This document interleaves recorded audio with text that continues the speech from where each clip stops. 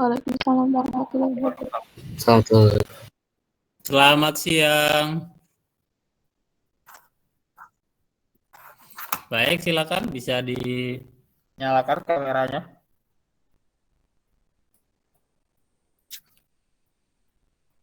Silakan yuk.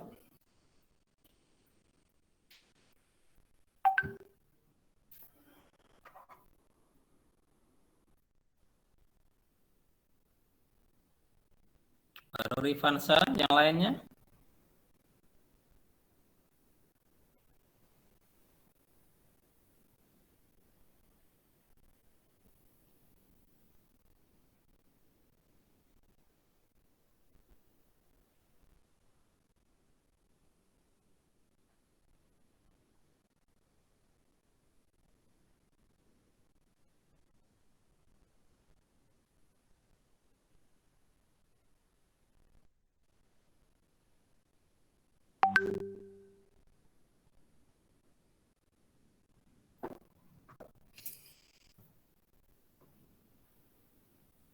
Ayo Farik, Angga, Maria, Nabila, Marcella, Dorahma, Aksal, Jesslyn, Bagas.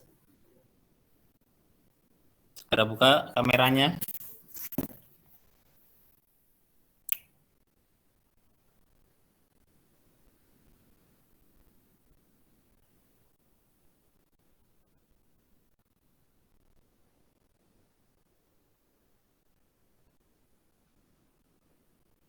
Silakan ketua kelasnya bisa dipimpin doanya.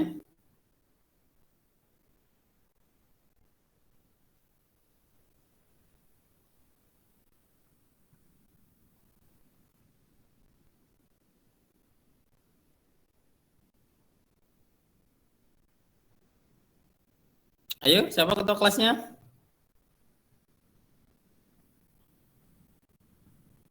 Alif, ketua kelasnya siapa Alif? Afif, Pak. Afif ada nggak di sini?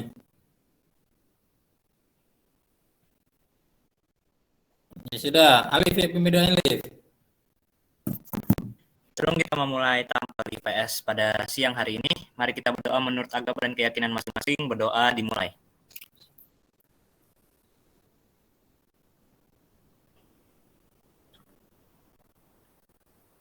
Berdoa selesai.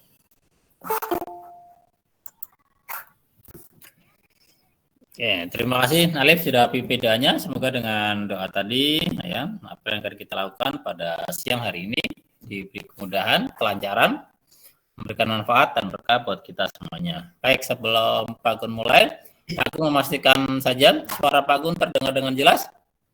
Iya, Pak. Iya, Pak. Jelas ya. Baik, sudah bergabung 27 siswa. Berarti masih kurang. Ada informasi teman yang belum hadirnya? Izin kemana atau 28 siswa? Yang belum hadir siapa ini? Afif, sama-sama Pak?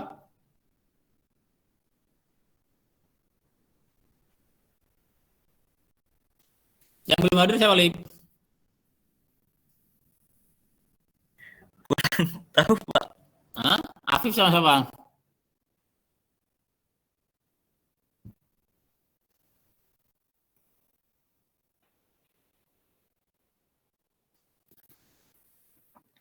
Baik ya, anak-anak semuanya, hari ini mungkin bisa jadi hari terakhir kalian belajar. Besok kalian simulasi. Ya.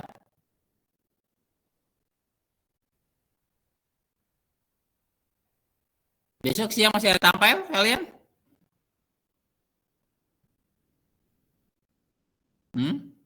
Oh, berarti ya besok ya terakhir ya.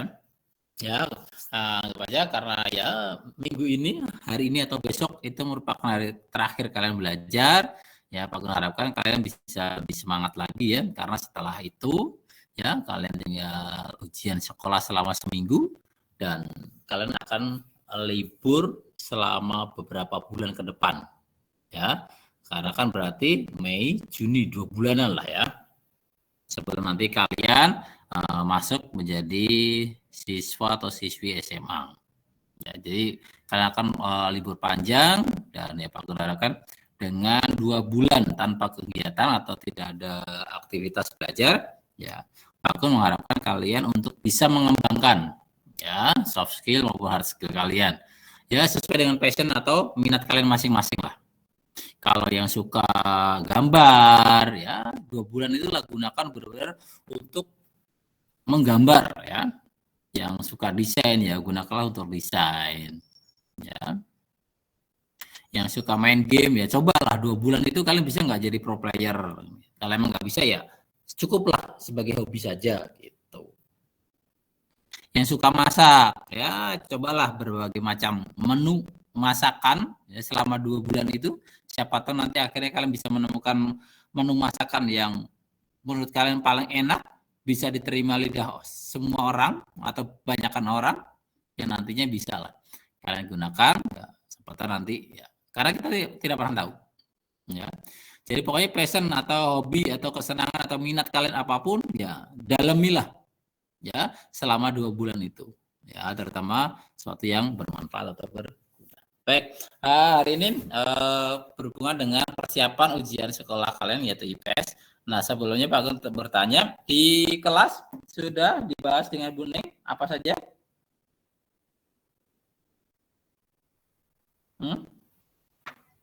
Ada pembahasan apa dengan Bu Neng di kelas? Rifansa? Baru sedikit Pak, kalau nggak salah pembagian zona waktu, nama-nama ASEAN. Nah, pembagian zona waktu dan ASEAN kan sudah pernah Pak Gun bahas berapa kali? 2 kali kalau nggak salah ya? Yang bagian geografi. Ya. Ya, habis itu Bu Ning ngambek. Jadi dibiarin. Iya. Lagian kalian bikin marah apa? Ya sudah Kak, kan pembagian waktu dan lain-lain kan sudah dengan Pak Gun kemarin sudah. Nah, artinya di bagian awal itu kan sudah. Nah, coba sekarang Pak Gun akan mencoba dari bawah. Ya, soalnya dari bawah. Karena beberapa kali tampil justru itu tidak ada di bawah. Karena hanya sampai sosiologi. Bagian sejarah dan ekonominya tidak pernah kita bahas sama sekali. Ya. Kan kalau pembagian waktu, pembagian fauna, ya, itu kan ASEAN, Pak Gun sangat yakin kalian sudah bisa semua. Bentar, kita buka terlebih dahulu.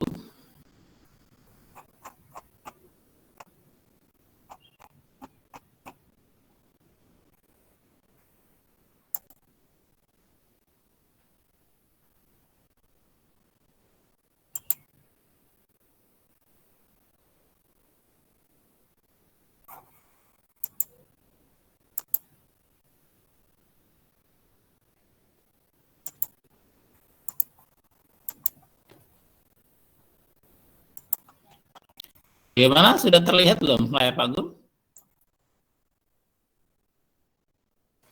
Udah Pak. Nah, baik. Untuk memastikan ya, sebenarnya sebentar. Ya.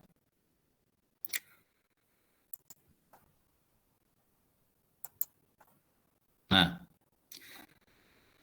lihat, sebenarnya untuk ujian sekolah, terutama bagian IPS, itu soalnya tidak akan jauh beda dengan yang ada di tryout. Nah, makanya kalau kalian bisa mengisikan ini, ya bisa. Seperti soal nomor 1 itu kan pasti berhubungan dengan letak Indonesia. Ya, di tryout pertama kemarin ditanyakan letak geografisnya, geologis. Di tryout yang kedua ditanyakan geografisnya. Ya, yang ketiga ini pasti ya kemungkinan besar pasti akan ditanya letak astronominya. Kenapa? Karena memang letak itu ya pada saat itu ada 3, yaitu apa? Ya, kan letak kita ada 3 ya. Ada secara geografis, ya. Ini berhubungan dengan tempat lain, ya. Ada geologis, ya. Ini berhubungan dengan batuan. Ada namanya astronomis. Ini berhubungan dengan ya apa? iklim. Itu aja. Nah, ini garis lintang dan bujur.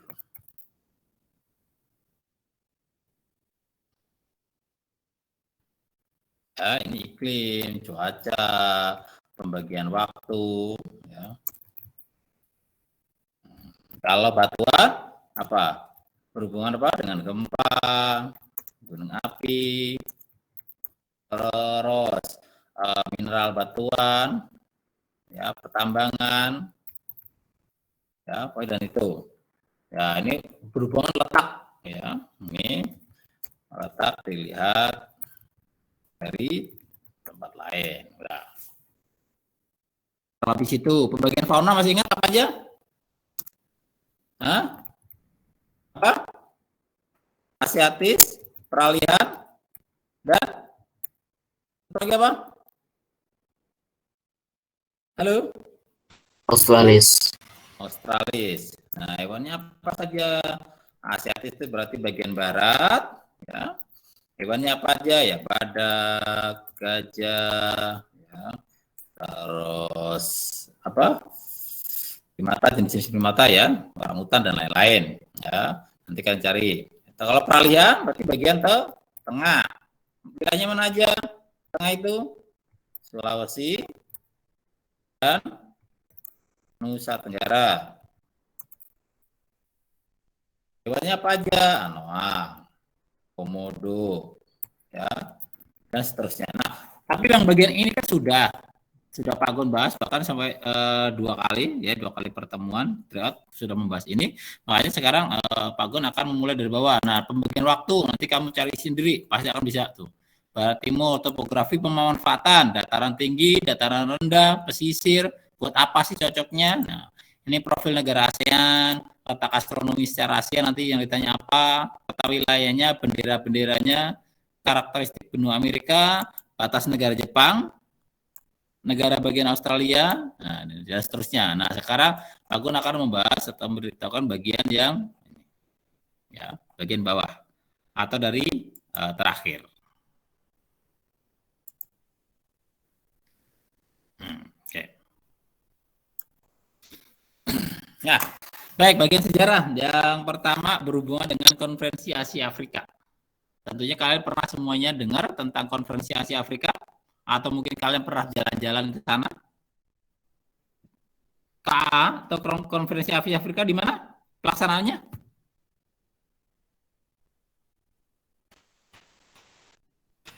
Bandung. Ya, di Bandung. Ya, jadi kalau kalian ke Bandung ke sekitaran daerah alun-alun itu tidak, kalau biasanya kan pusat kotanya di alun-alun, tidak jauh dari sana nanti akan ada namanya Jalan Asia Afrika. Di situ terdapat gedung Asia Afrika juga. Ya, gedung itu dahulunya di awal kemerdekaan digunakan ya untuk pertemuan pemimpin negara-negara Asia dan Afrika. Nah, pada pertemuan tersebut ya terjadi kesepakatan atau dari perundingan atau pertemuan dari negara-negara itu diperolehlah ya keputusan bahwasanya salah satunya ya, dan yang paling pentingnya di situ Indonesia memperoleh dukungan ya. Jadi intinya Indonesia pada pertemuan itu keuntungan yang paling besar yaitu Indonesia mendapatkan dukungan untuk apa? Untuk merebut Irian Barat. Ya, jadi di awal kemerdekaan Irian Barat itu dulu belum masuk wilayah Indonesia, masih bagian dari Belanda, jajahan Belanda. Ya, nah disitulah melalui KA itulah Indonesia mendapatkan dukungan untuk merebut, menjadikan Irian Barat menjadi wilayah Indonesia dan akhirnya berhasil ya di tahun 1950-an dan akhirnya namanya berubah menjadi Irian Jaya. Ya. Dulu namanya Irian Barat, ya. Terus berubah jadi Irian Jaya dan sekarang namanya apa?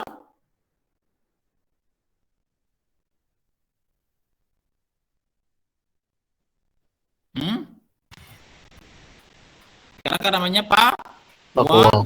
Ya, jadi di tahun 2001 ya baru berubah menjadi Papua. Itu hal yang bisa dikatakan mungkin paling membekas dari saat ini ya. Jadi bergabungnya Papua itu atas dukungan dari itu. Terus di situ juga dibahas berhubungan dengan dwi kewarganegaraan. Jadi di situ boleh atau disepakati punya kewarganegaraan double.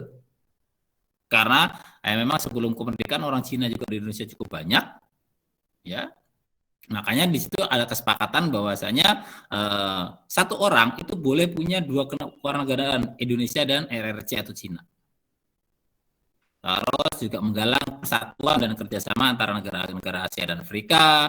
Terus disitulah ya muncul yang namanya Bandung Spirit atau semangat Bandung, ya. Terus menumbuhkan solidaritas dan melahirkan paham dunia ketiga. Ya, karena memang pada waktu itu Asia Afrika bisa dikatakan sebagai dunia ketiga atau istilahnya negara-negara yang baru berkembang, baru merdeka dan lain-lain. Ya, jadi nanti bagian sejarahnya tolong dipelajari lebih lanjut berhubungan dengan konferensi Asia Afrika. Di sini Pak Gun hanya poin-poinnya saja. Yang kedua yaitu berhubungan dengan dwi fungsi ABRI. Pernah dengar berhubungan dengan dwi fungsi ABRI?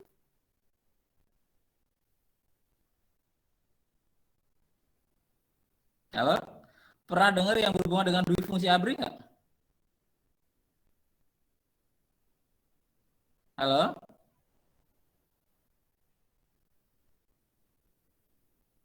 Halo? Iya, Pak. Pernah dengar berhubungan dengan dwi fungsi ABRI? Hah? Pernah dikit, Pak. Ya. Dwi fungsi ABRI inilah yang melanggengkan Presiden Soeharto menjadi presiden selama 32 tahun dan menjadi presiden paling lama di Indonesia. Ya, bayangkan, yang lain rata-rata cuma 2 periode atau 10 tahun, Pak Harto 32 tahun. Bagaimana Pak Soeharto bisa istilahnya melanggengkan kekuasaannya, kok bisa sampai berkali-kali 32 tahun, berarti berapa periode kira-kira itu sudah? 6, mendekati 7 ya. Kan periodenya 5 tahun sekali. Mendekati 7 tahun. Ya 7 periode. Kenapa bisa seperti itu? Karena dengan adanya dwi fungsi ABRI ini, ABRI, kalian tahu ABRI nggak? ABRI itu apa sih katanya? Angkatan Bersenjata Republik Indonesia. Ya, benar kata Andra. Ya, kita sekarang lebih kenalnya dengan TNI lah ya. Tentara Nasional Indonesia. Kalau dulu orang-orang dulu zaman partai kenalnya ABRI. Ya, sekarang kita namanya TNI. Nah, karena di situ ABRI itu punya fungsi ganda. Fungsinya apa? Pertama, selain sebagai kekuatan militer, menjaga pertahanan dan lain-lain, ABRI itu juga punya wewenang pemegang kekuasaan dan yang ngatur negara. Jadi ABRI selain istilahnya menjaga keamanan dan bagian militer dari sebuah negara, dia juga yang mengatur, yang memegang kekuasaan. Ya, karena Pak Soeharto sendiri seorang jenderal ya. Makanya Pak Soeharto bisa akhirnya sampai 32 tahun. 32 tahun itu artinya juga turun bukan karena kemauan sendiri, tapi dipaksa oleh sebagian besar rakyat Indonesia melalui aksi 98 ya, mahasiswa dan masyarakat akhirnya berhasil menurunkan paksa Presiden Soeharto dan akhirnya ya dui fungsi ABRI tersebut dicabut.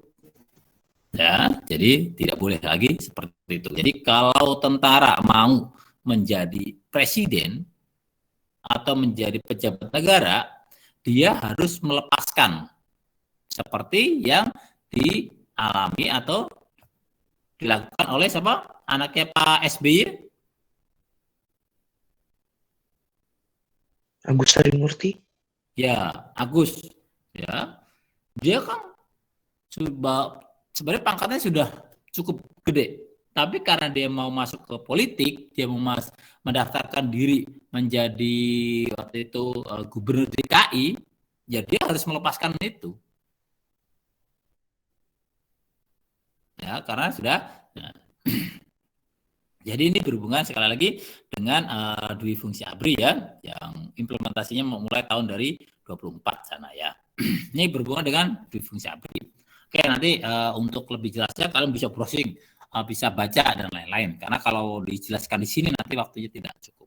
Yang ketiga, berhubungan dengan DITII. Pernah dengar? Darul Islam.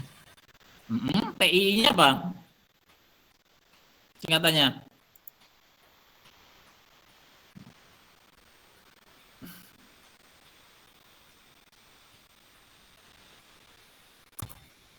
Tentara Islam Indonesia. Ya, Tentara Islam Indonesia. Ya. Jadi di awal kemerdekaan, ya, bahkan yang pemberontakan paling besarnya di tahun 49, berarti 4 tahun setelah kemerdekaan, ya, Kartosuwiryo. Ya, Kartosuwiryo itu merupakan pimpinan tertinggi di DITI, Darul Islam atau Tentara Islam Indonesia. Yang mana DITI, ya, itu ingin mendirikan negara Islam di Indonesia. Ya, kenapa kok bisa sampai muncul seperti itu? Gitu. Ini sebenarnya lanjutan dari pengakuan kedaulatan, ya, dari Konferensi Media Buddha atau KMB yang digelar di Den Haag, Belanda sana, ya, yang mana pada waktu itu memutuskan bahwasanya Indonesia menerapkan sistem negara serikat atau disebut RIS, Republik Indonesia Serikat. Ya. Nah, begitu dengar bahwasanya Indonesia negara serikat, wah, berarti kan nanti negara serikat itu berarti kan akan ada negara bagian seperti di Amerika. Ya, Amerika itu kan merupakan negara serikat kan. Ada berapa negara bagian di Amerika Serikat? 50. Nah, karena waktu itu, ya, diputuskan bahwa Republik Indonesia Serikat, berarti kan memungkinkan untuk membuat sebuah negara bagian sendiri yang berbasiskan Islam. Karena memang kalau kita lihat sejarahnya, ya, waktu awal-awal kemerdekaan itu kan ada golongan Islami, ada golongan nasionalis. Nah, disitulah harapannya bisa berlanjut, bisa mendirikan, makanya Kartosuwiryo pengen mendirikan pada waktu itu, dan pemberontakan terbesarnya di Jawa Barat. Tapi ternyata DITI bukan hanya di Jawa Barat, di Kalimantan pun juga ada. Terutama yang pernah tercatat yaitu ada di Kalimantan Selatan di bawah pimpinan Ibnu Hajar. Ya, di tahun 27 Desember. Ya, gitu. Jadi ini berhubungan dengan TI. Nanti kalau kalian pengen pelajari, kalau buku-buku berhubungan dengan DITI pasti sangat banyak. Kalian mencari di YouTube tentang DITI pasti banyak. Ya, latar belakangnya, tujuannya, pergerakannya, dan lain-lain. Bahkan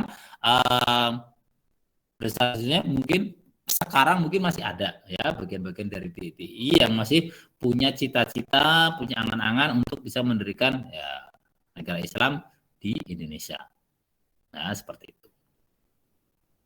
Oke, itu DITI. Ada yang mau ditanyakan? 3 hal ini sebelum aku lanjutkan. Ada yang mau ditanyakan? 3 lagi? Berhubungan 3 hal ini? Halo? Ada yang mau ditanyakan tidak? Kalau tidak ya tinggal jawab aja tidak, jangan diam.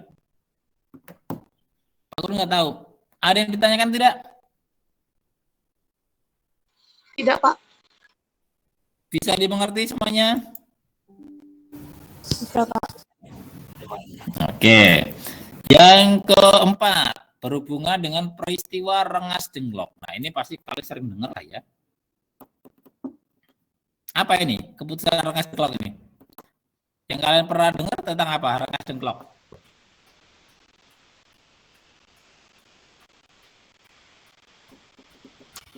Soekarno sama Muhammad Hatta dipindah ke Rengas Dengklok. Kenapa dipindah? Kenapa dipindahkan? Atau di bahasa kasarnya mungkin diculik, kenapa? Agar dijauhkan dari Jepang. Ya, pengaruh Jepang, ya.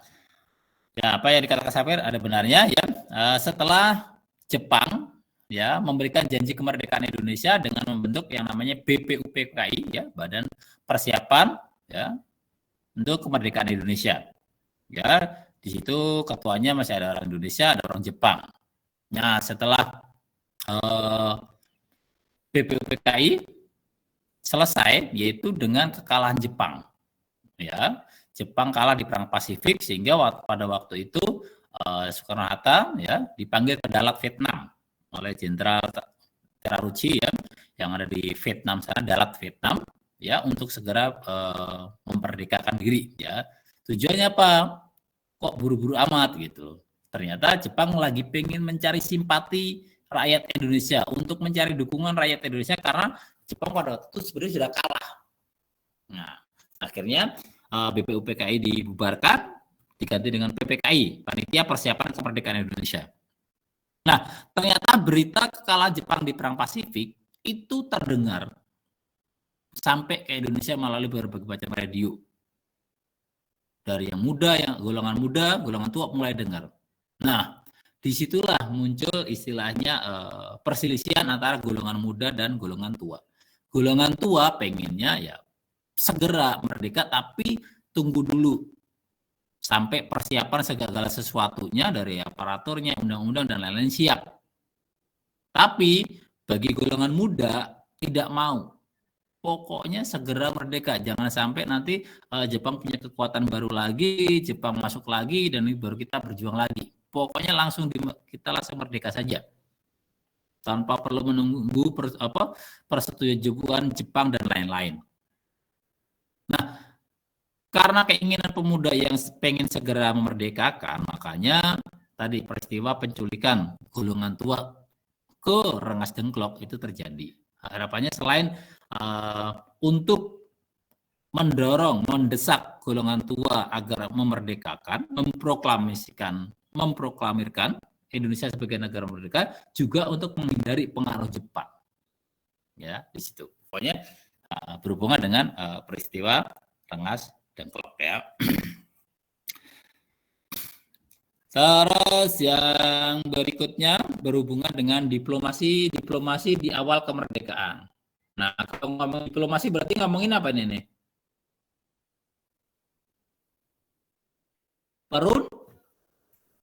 Apa?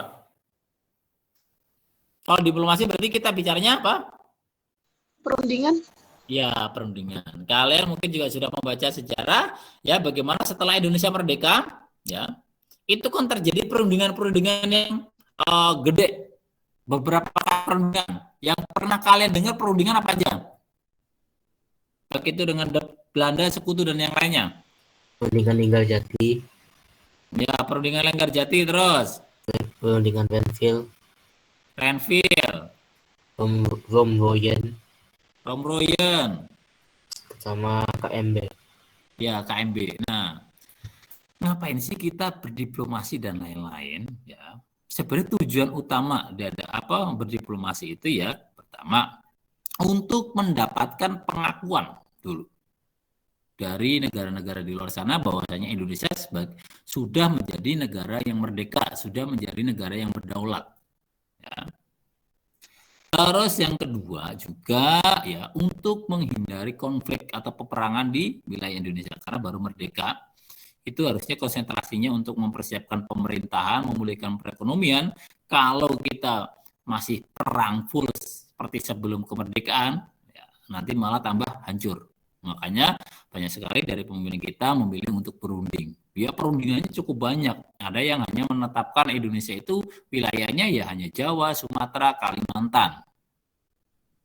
Ya, yang lainnya belum dan seterusnya. Ya, waktu itu ya diterima dulu dan seterusnya. Nah, itulah jadi sekali lagi tujuan utama dari diplomasi ya, itu pertama ya untuk menghindari konflik atau konfrontasi secara langsung karena kita baru merdeka, agar bisa lebih fokus ke pemerintah dan perekonomian. Yang kedua juga untuk mendapatkan simpati dan dukungan serta pengakuan dari negara-negara lain atas kemerdekaan kita ya. Itu berhubungan dengan diplomasi. Berikutnya pergerakan nasional awal abad ke-20. Ya. Nah, kalau kita bicara awal abad 20 berarti tahun berapa nih? Mulai tahun berapa? 1900. Ya, 1900-an itulah abad 20. Nah, kalau kita bicaranya 1900 ya, berarti sudah mulai banyak orang-orang Indonesia yang bisa dikatakan menjadi seorang pelajar yang punya pengetahuan, bahkan ada beberapa yang sekolahnya di Belanda sana. Ya, seperti itu. Nah, sehingga organisasinya pun juga berubah. Tidak lagi seperti abad ke-19 atau di tahun 1800-an. Emang bedanya apa? Ya. Jadi di awal abad 20 organisasi itu sudah modern.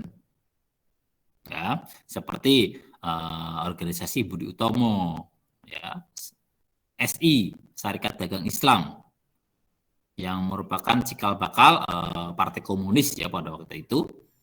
Ya, jadi justru Partai Komunis sendiri itu terbentuk dari Syarikat Dagang Islam. Ya, Syarikat Dagang Islam sendiri waktu itu dibuat apa? Untuk bertahan dari apa? Dari dominasi pedagang-pedagang Cina. Jadi waktu itu pedagang Cina kan menguasai perdagangan. Nah, agar pedagang-pedagang lokal itu juga bisa bertahan, bisa bersaing, dia membuat sebuah organisasi dagang. Makanya namanya Syarikat Dagang Islam. Nah, dari situlah akhirnya pecah.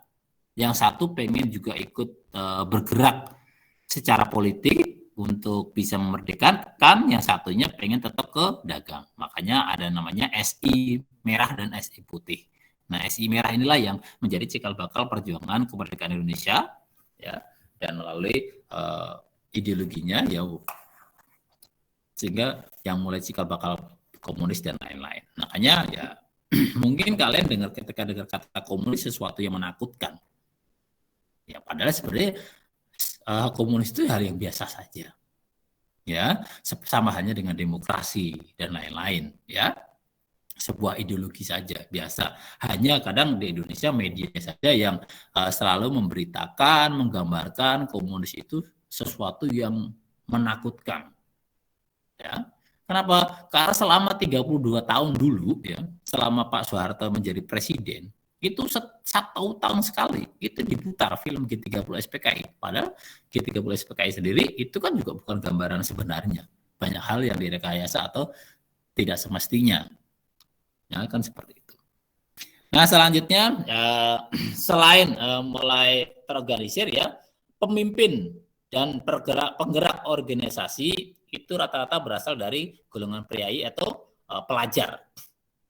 Jadi orang-orang yang terdidik atau punya pendidikan, baik yang sekolah di dalam negeri di Indonesia maupun sekolah yang di Belanda. Terus sudah tidak lagi menggunakan senjata fisik. Ya, jadi organisasi ini tidak perang menggunakan fisik seperti yang dulu-dulu, tapi melalui jalur diplomasi, perundingan dan lain-lain. Ya, terus tujuannya sudah sangat jelas. Ya, ketika melakukan perlawanan juga terorganisir ya, karena sudah cukup modern. Terus sifatnya ini sudah nasionalis. Ya, jadi tidak lagi merasa ini jong Kalimantan, orang Kalimantan, tidak seperti itu. Jadi semuanya sudah untuk Indonesia seperti itu.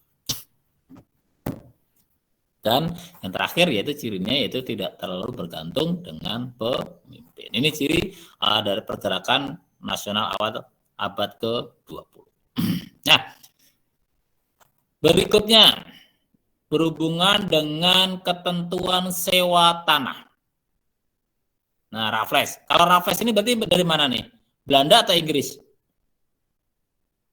Inggris. Ya, Inggris.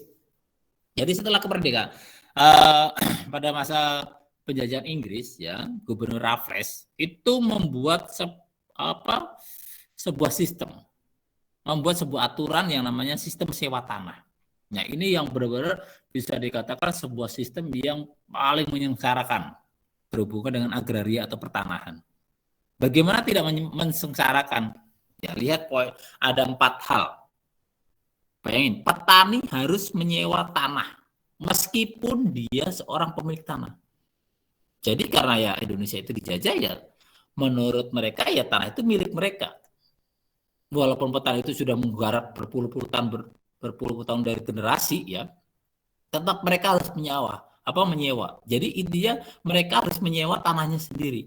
Bayangin, tanah sendiri harus disewa. Ya, sudah begitu harga sewanya itu tergantung jenis tanahnya. Kalau tanahnya subur, harga sewanya mahal.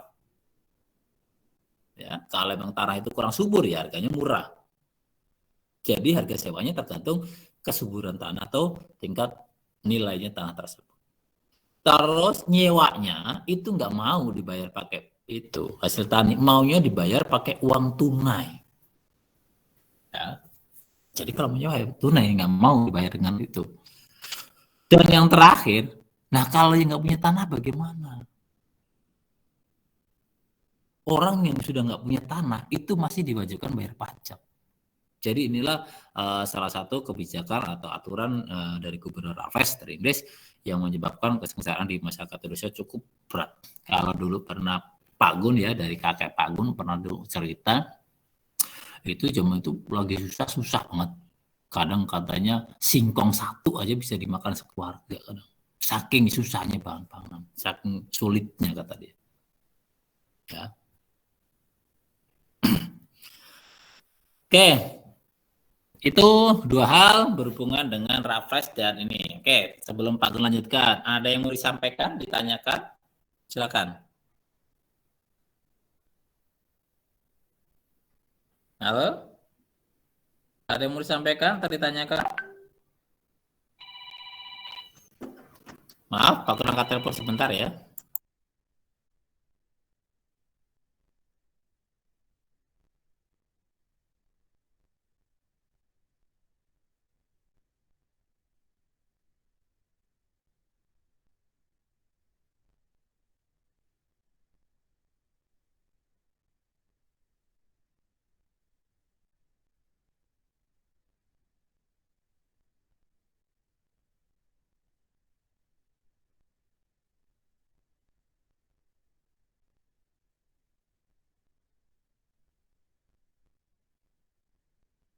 Oke, baik.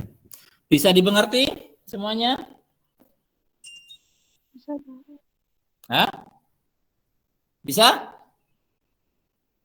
Oke, kalau bisa. Berikutnya, ya. Berikutnya berhubungan dengan tujuan bangsa Barat atau orang-orang Eropa datang ke Indonesia. Nah, kenapa orang Eropa atau orang Barat pada datang ke Indonesia pada waktu itu? Menurut kalian kenapa?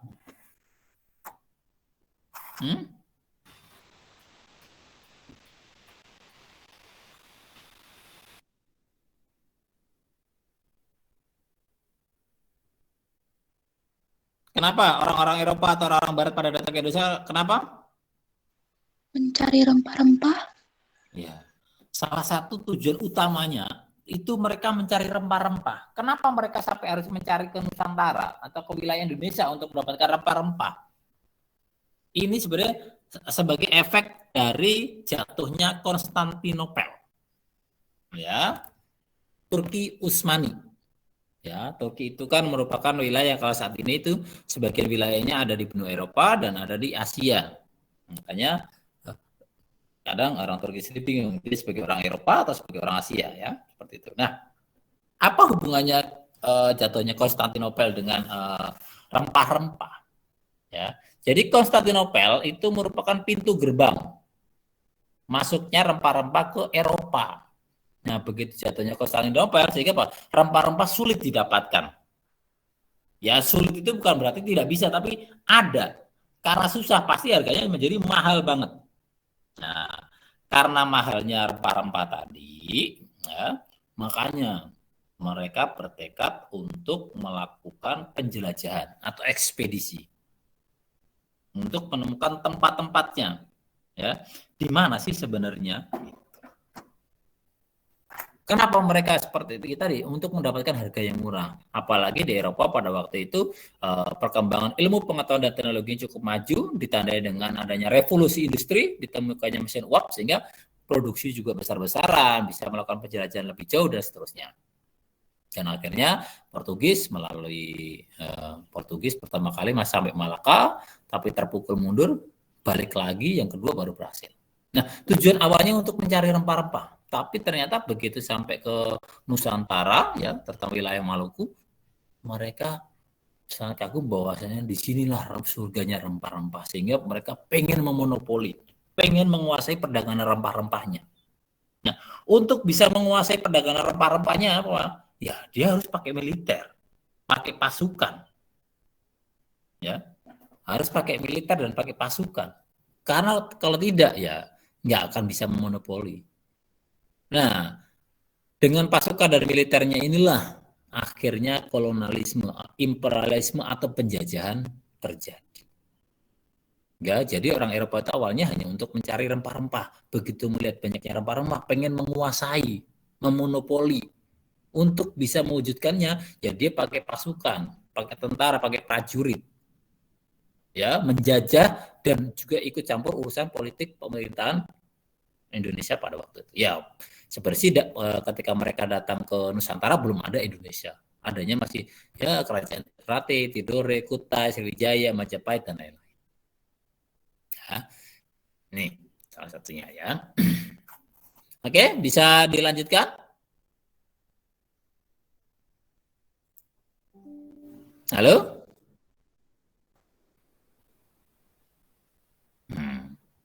Nih, tadi latar belakang masuknya bangsa Barat ke Eropa tadi sudah aku jelaskan ya. Jatuhnya Konstantinopel, Kaisar Turki Utsmani yang sebagai rempah-rempah, revolusi industri dan rutenya ini. Nah, soal berikutnya berhubungan dengan kerajaan-kerajaan yang ada di Kalimantan.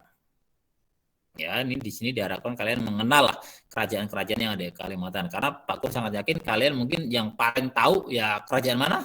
Yang paling kalian tahu? Hah? Kerajaan yang kalian tahu di Kalimantan apa? Kutai.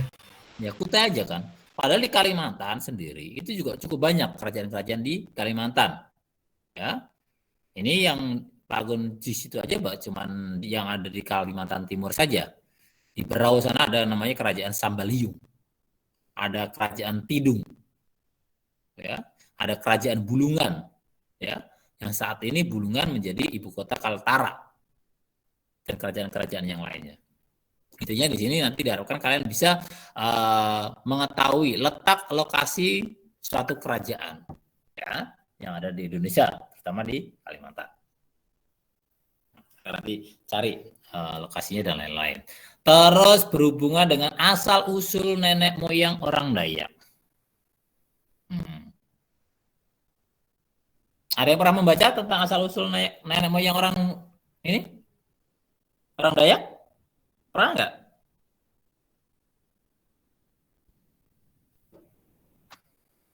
Kalau kalian tahu orang Dayak itu berkulit apa, berambut apa, dan lain-lain.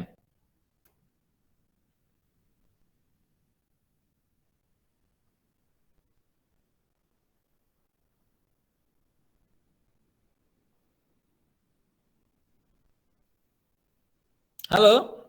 Kok nggak ada respon? Ya, Pak. Orang Dayak itu berkulit apa? Putih. Putih.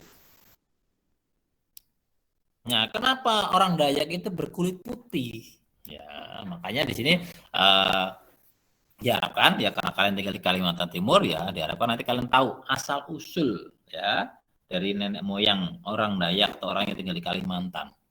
Nah, di sini ya kalau kita melihat di zaman prasejarah ya, dari zaman prasejarah ya. Orang-orang yang tinggal di Kalimantan itu merupakan orang-orang dari Proto Melayu. Ya, berarti Melayu tua. Yang mana mereka melakukan ya, itu berasal dari mana?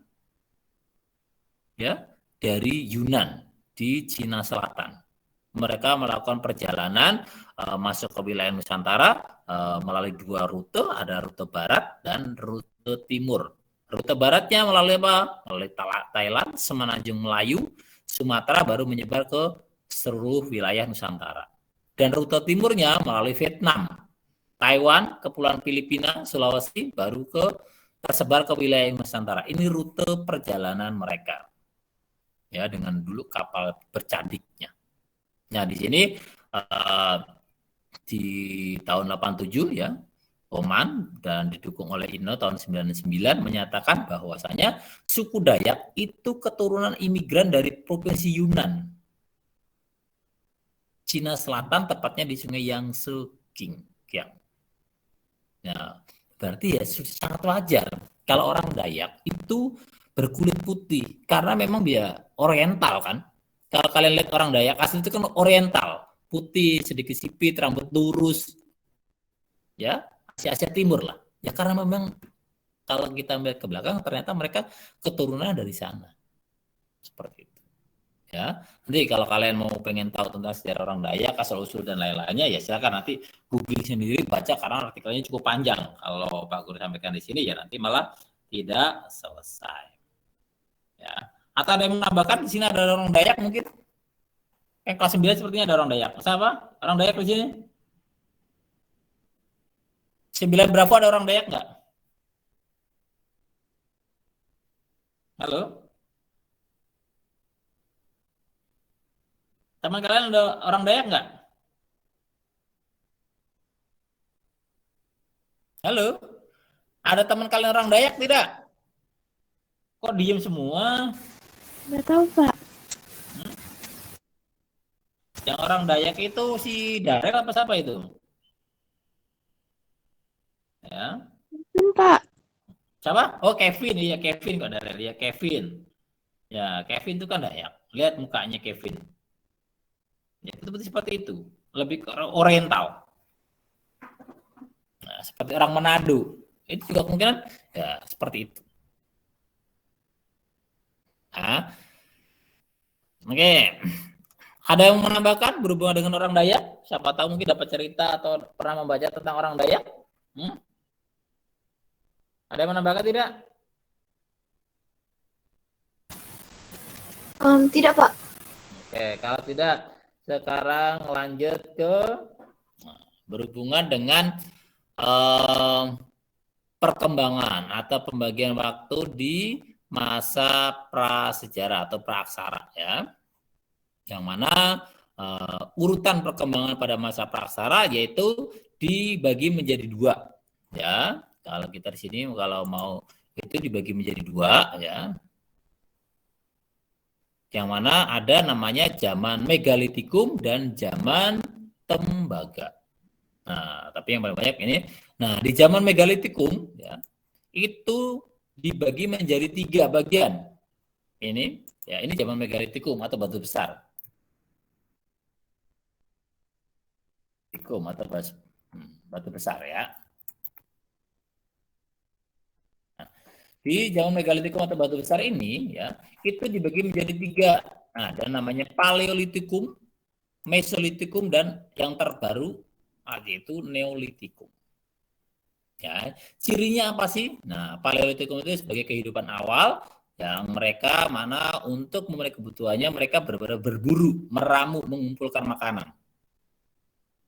Ya, dia benar-benar belum mengenal sistem pertanian sama sekali. Kehidupannya paling sederhana. Kenapa? Ya karena ketika mereka mau makan ya harus berburu dulu, mencari dulu, mengumpulkan makanan dulu.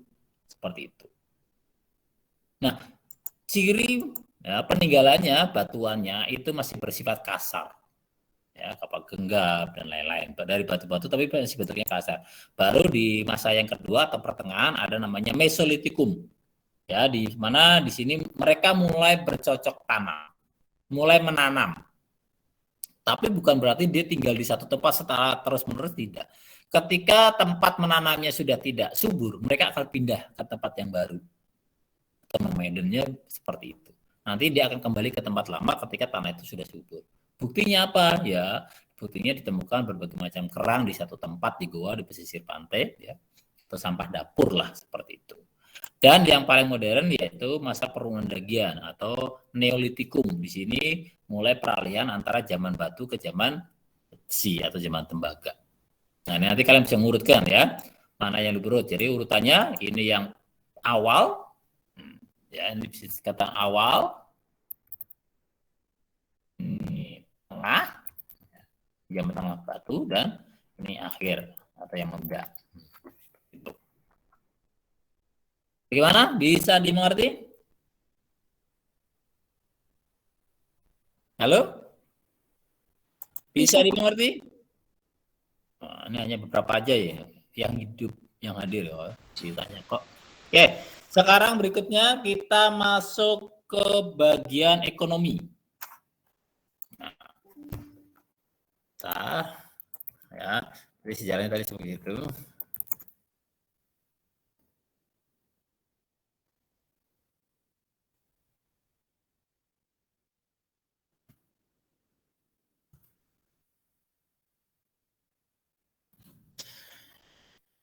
Yang berikutnya masuk ke bagian ekonomi ya.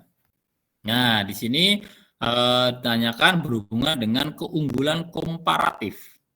Keunggulan itu kan ada dua, ada keunggulan mutlak dan keunggulan komparatif. Kalau keunggulan mutlak ya, berarti sebuah wilayah, sebuah negara itu punya, sedangkan yang lain tidak ada. Makanya disebut yang mutlak. Nah, di sini yang jadi pertanyaan yaitu berhubungan dengan keunggulan atau keuntungan komparatif. Nah, di sini keuntungan komparatif itu ketika sebuah wilayah, sebuah negara mampu memproduksi sebuah barang dengan harga lebih murah dibandingkan wilayah atau negara lain. Ya. Ini tokohnya siapa sih? Ya. Tokohnya yaitu David Ricardo, dia seorang ekonom ya yang menjelaskan dalam bukunya ya yang berjudul On the Principle of Political Economy and Tax. Ya.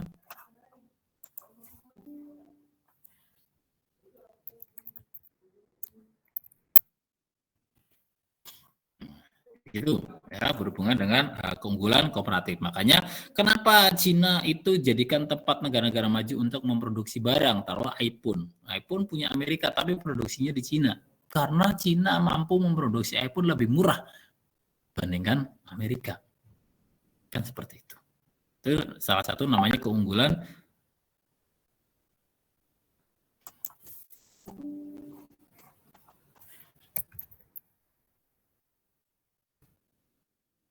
ya. Nah, itulah keunggulan komparatif. Nah, berikutnya tentang organisasi ekonomi dunia. Ya. Nah, kalian lihat ya beberapa nggak kelihatan ya sebentar.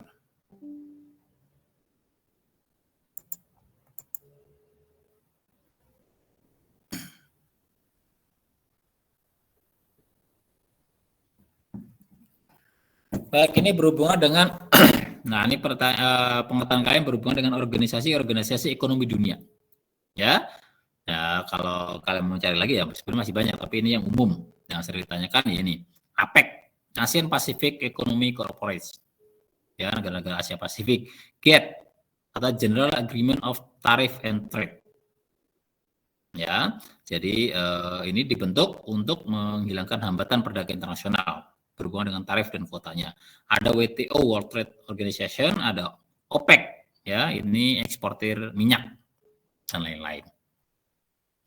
Terus yang berikutnya berhubungan dengan kurs. Sebentar ya.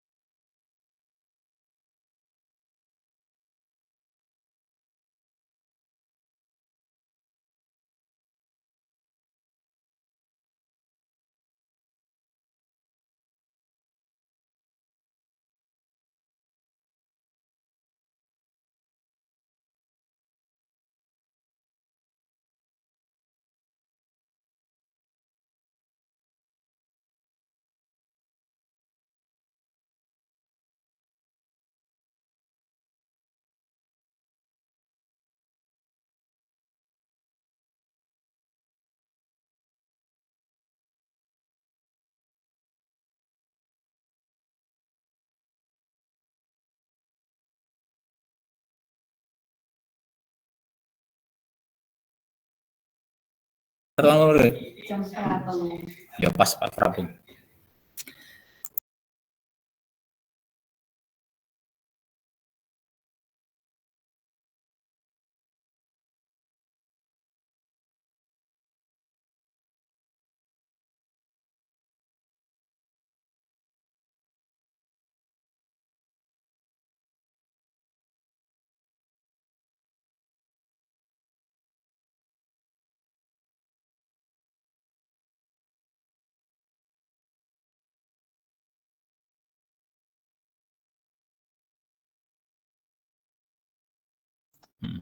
Ya, lu?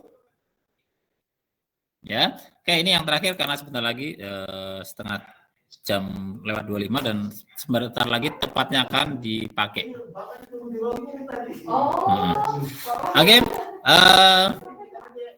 ya. Halo semuanya. Iya, Halo. Pak. Oke, ini sepertinya pertemuan Pak Gun cukupkan ya. Tinggal 3 menit lagi ruangannya mau dipakai untuk pertemuan wali murid. Kalau Pak Gun pindah juga nanti waktunya sudah habis. Nah, file ini nanti Pak Gun akan kirimkan. Silakan siapa kirim chat ke saya. Nanti Pak Gun kirimkan filenya ini nanti buat belajar ya. Ini yang bagian ekonomi ya. Nanti kalian tinggal ini sih seperti Pak Gun, yang lainnya. Bagian sosiologi dan geografi. Kalau kalian bisa ngisi ini, ya cari materinya di internet, pasti kalian bisa. Oke, terima kasih atas kehadiran, partisipasi, dan semangatnya untuk tetap terus belajar. Pak Gun cukupkan dan Pak Gun akhiri. Wassalamualaikum warahmatullahi wabarakatuh. Tolong salah